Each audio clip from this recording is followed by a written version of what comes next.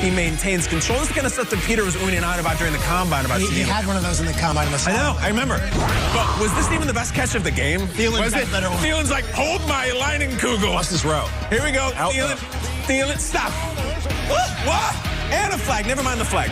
Let's get the other angle. Nate, take it away. Out and up, short space to run that type of route. Then he sticks that right hand out, and he doesn't even bring the left hand over. He gets the toe drag swag. 2 weeks in a row, he hasn't even brought the other hand over. He's going to do one of these with his mouth one of these weeks. Tony Pollard. Had a game? The Tony Express.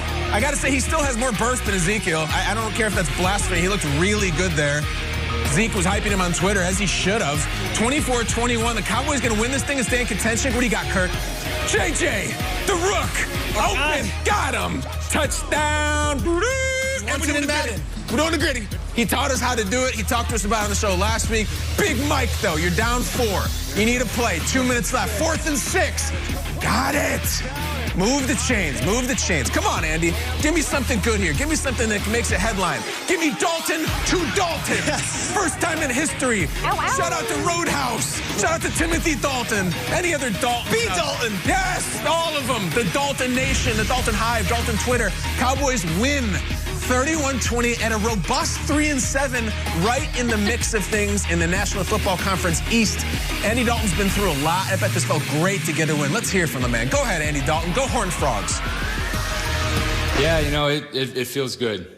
You know, I missed the game of football while I was out for the 3 weeks. To have to sit at home and watch our guys play, and you know, that was tough. But I'm very thankful to be back out here. Thankful to be healthy, and you know, help this team win. Dalton to Dalton, or as I say, Dalton. Dalton to Dalton. Take a look at the NFC East standings. I'm sure I'll hear from Twitter on that. All 4 NFC East teams, guys, have 3 wins. The Eagles sitting in first thanks to that tie against the Bengals. All right, what did the Cowboys prove to you in their win over the Vikings? I don't know what they proved, but what I noticed is that CeeDee Lamb's an absolute beast. As I was watching this game, you know, I believe that being named a #1 wide receiver or a #2 wide receiver can be fluid. So I can care less about the title, even though I love being a #2. And that's what CeeDee Lamb was going into the season, because Amari was #1.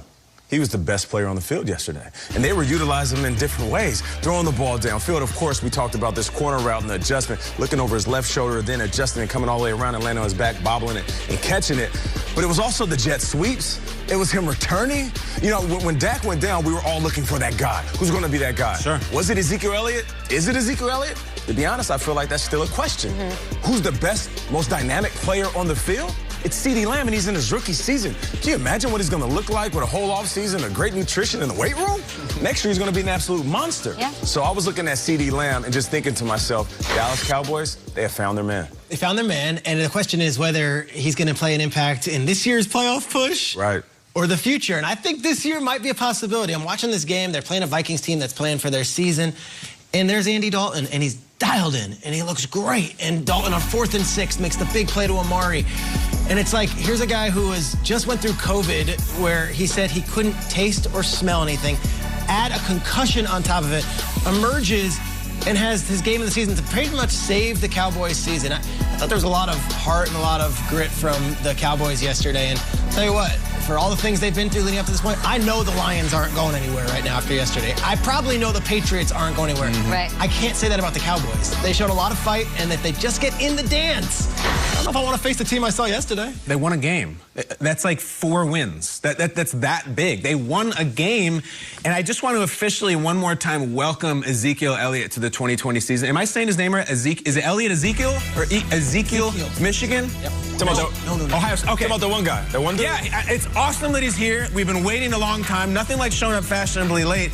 But he looked kind of like himself. He scored. If you look at the stats and care about that, they were good. But we saw a little burst. Yeah. And winning the game, it's as if they went to 7-2. The last 2 weeks of the season against the Eagles and the Giants. They very well could host a home playoff game. He waits and good. Look at this. This looks like, did he jump in the kettle at the end of this thing? He had some burst. We almost had some burst, and it's his first 100-yard game of the season. I feel like we haven't seen him at all. And we waited for him to be a superstar when Dak. It didn't happen. But neither did anybody win in the NFC East. They're still there. The bell cow is back. The Cowboys could take this thing. Wild season. So who is going to win this thing? Like, this is absolutely absurd. I'm looking forward, spinning it ahead. The Cowboys play Washington this week. week. If they win, they'll likely be on top of the division as the Eagles play Seattle, right? And they own, tell me if I'm right, Triggs, the head-to-head tiebreaker over the New York Football Giants. Yes, well, yes.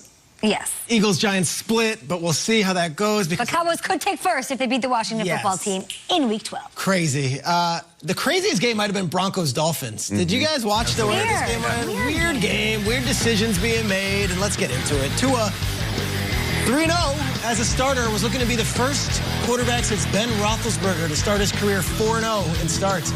Early on, it looked good. Right away, hits a touchdown pass, but was it? Let's see the feet. 1, 2. Sure. Oh, yeah. It sure is. Dolphins are up. Parker gets it. 6 touchdown passes in a year for Tua. Fourth quarter, 3rd and 21. This happens. I'm like, all right, did Tua get hurt? Because there he is with a mask on the sidelines while Fitzpatrick is under center. And I'm thinking, Tua must have gotten hurt. What's the update? Why haven't they said anything? Is the sideline reporter on this? Fitzy leads them. Interception. Okay, strange.